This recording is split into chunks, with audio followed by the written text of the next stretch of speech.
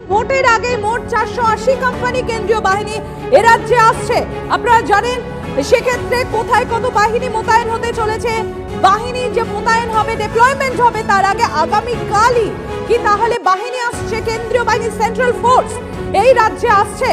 দর্শক বন্ধুরা, এখনো পর্যন্ত নির্বাচন ঘোষণা হয়নি, কিন্তু তার আগে সূত্র মারফত যা খবর পাওয়া যাচ্ছে, বঙ্গে আসতে চলেছে 1-200 কোম্পানি নয়, 480 কোম্পানি কেন্দ্রীয় বাহিনী, যা পশ্চিমবাংলার নির্বাচনী ইতিহাসের সর্বোচ্চ রেকর্ডকে ব্রেক করছে। কারণ বিগত দিনে পশ্চিমবাংলার রাজনৈতিক ইতিহাস বলছে না তো নির্বাচন ঘোষণার আগে পশ্চিমবাংলায় কেন্দ্রীয় বাহিনী এসেছে, না এত সংখ্যক অর্থাৎ এত বড় সংখ্যার কেন্দ্রীয় বাহিনী পশ্চিমবাংলার নির্বাচনে নিয়োজিত হয়েছে। আর প্রশ্নটা উঠছে ঠিক সেই জায়গা থেকে, কারণ এখনো পর্যন্ত এসআইআর এর কাজ অসমাপ্ত রয়েছে। তার মধ্যে আবার নির্বাচন কমিশন আগামী 28 তারিখে এসআইআর এর ফাইনাল তালিকা প্রকাশ করতে চলেছে, যেখানে স্কুটিনিতে নাম থাকা 60 লক্ষ ভোটারের নাম বাদ থাকবে। এবং সেই যে ফাইনাল তালিকা প্রকাশ করবে নির্বাচন কমিশন, এই 60 লক্ষকে বাদ দিয়ে সেখান থেকেও একটা বড় অংশের ভোটারের নাম বাদ পড়ার আশঙ্কা দেখা দিয়েছে। এবং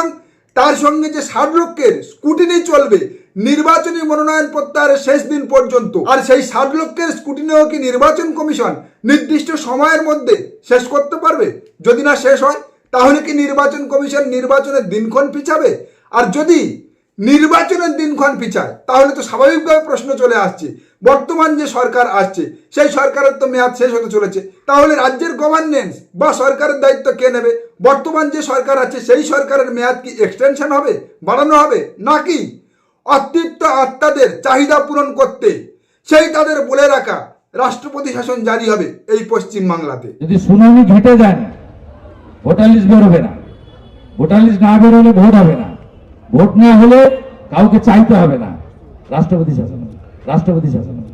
হ্যাঁ, এছাড়া তো বাংলা দখলের ওনাদের সামনে দ্বিতীয় কোনো রাস্তা নেই, কারণ গণদেবতার আশীর্বাদে বা পশ্চিমবাংলার জনগণের আশীর্বাদ নিয়ে তাদের ভোট নিয়ে ক্ষমতায় আসা না, এই পশ্চিমবাংলায় ভারতীয় জনতা পার্টি এখনো পর্যন্ত করে উঠতে পারেনি, আগামী দিনেও তা সম্ভব নয়। আর যে কারণে তারা এই পিছন পথ বা ঘুরপথের রাস্তা নিচ্ছে, তার ফলাফল কি হবে তা নিয়ে আসছি একটু পরে। কিন্তু আরো একটা খবর শুনলে আপনারা চমকে উঠবেন, যে শুভেন্দু অধিকারী বলে পূর্ব মেদিনীপুরে তিনি নাকি 70% হিন্দু ভোট এক করে ক্ষমতায় এসেছেন, অর্থাৎ তিনি বিরোধী দলনেতা হয়েছেন। এবং যে পূর্ব মেদিনীপুর থেকে আগামী দিনে অর্থাৎ এই 2024 বিধানসভা নির্বাচনে শুভেন্দু অধিকারী নাকি মোদিজিকে 16 আসন উপহার দেবে, সেই পূর্ব মেদিনীপুরে নির্বাচন কমিশন সব থেকে বেশি কেন্দ্রীয় বাহিনী মোতায়েন করতে চলেছে। সবচেয়ে বেশি 14 কোম্পানি কেন্দ্রীয় বাহিনী মোতায়েন হবে পূর্ব মেদিনীপুরে।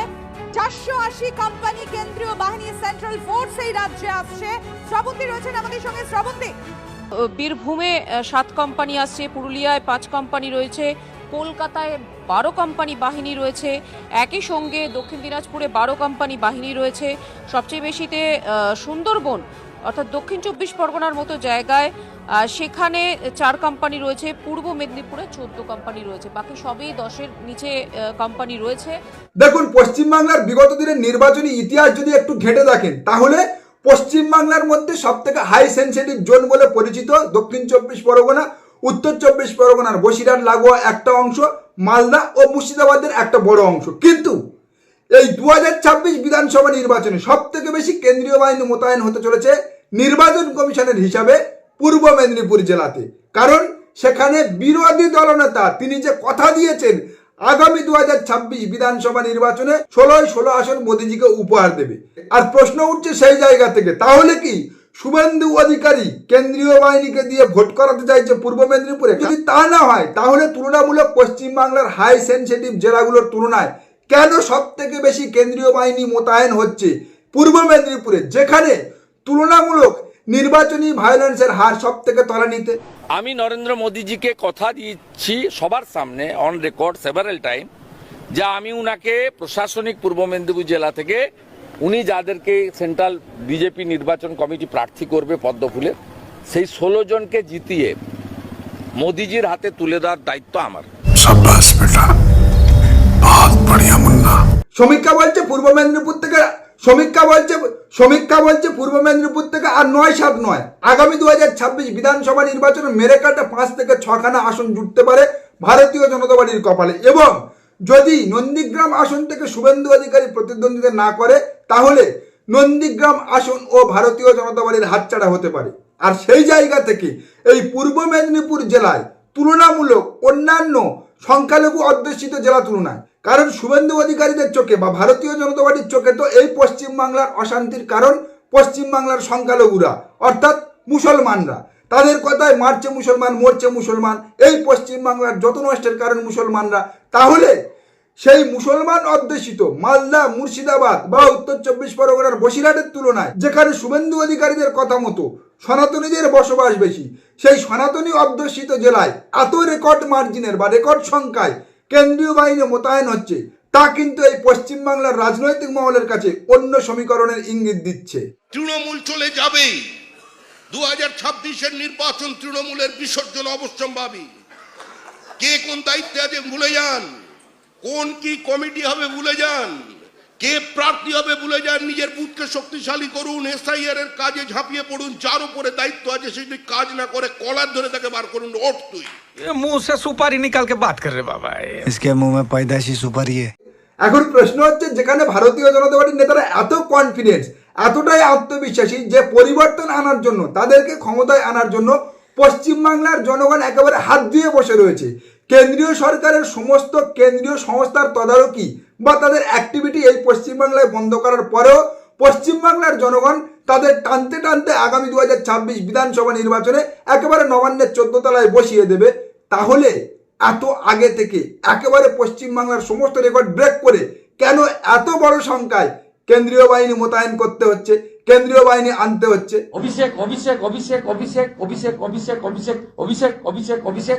সোলা সিনেমায় গব্বরের একটা বিখ্যাত ডায়লগ ছিল, জানেন তো, এ ডার মুঝে আচ্ছা লাগা। হ্যাঁ, বর্তমানে মমতা বন্দ্যোপাধ্যায়, অভিষেক বন্দ্যোপাধ্যায় বা তৃণমূল কংগ্রেসের নেতা মন্ত্রীরা তো ভারতীয় জনতা পার্টির দলদাস।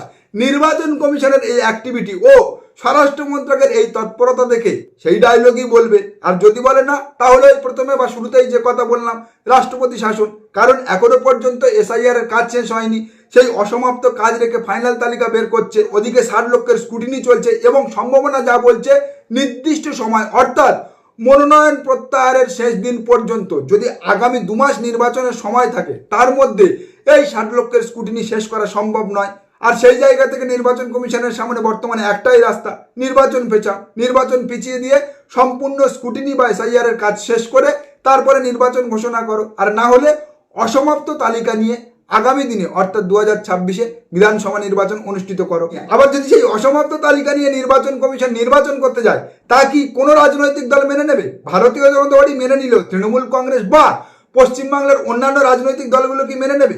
আচ্ছা, রাজনৈতিক দলের কথা নাই বা ছেড়ে দিলাম, আপনার নাম যদি ভোটার তালিকাতে বাদ যায়, আপনি পশ্চিমবাংলার জেনুইন ভোটার, এই লজিক্যাল ডিসক্রিপেন্সির নামে হয়তো আপনার নামটা বাদ গিয়েছে, সেখানে নির্বাচন কমিশন যদি আপনার স্কুটিনি শেষ না করে আপনাকে যদি ভোটার তালিকায় বাইরে রেখে এই 2026 বিধানসভা নির্বাচন করতে যায়, আপনার যদি ভোটাধিকার থেকে বঞ্চিত করে, তাহলে কি আপনি সেটা মেনে নেবেন? সেখানে আপনি বলবেন একেবারেই নয়। তাহলে রাস্তা, হ্যাঁ, আপনার সামনে একটাই রাস্তা খোলা, আন্দোলন, পথে নামা, কমিশনের বিরুদ্ধে ধর্ণা দেওয়া। আর সেই জায়গা থেকে নির্বাচন কমিশনের সামনেও একটাই রাস্তা খোলা, নির্বাচন পিছিয়ে দেওয়া। এবার নির্বাচন যদি পিছিয়ে যায়, অর্থাৎ ভোট যদি পিছিয়ে যায়, তাহলে গভর্নেন্স বা সরকারের দায়িত্ব কে নেবে?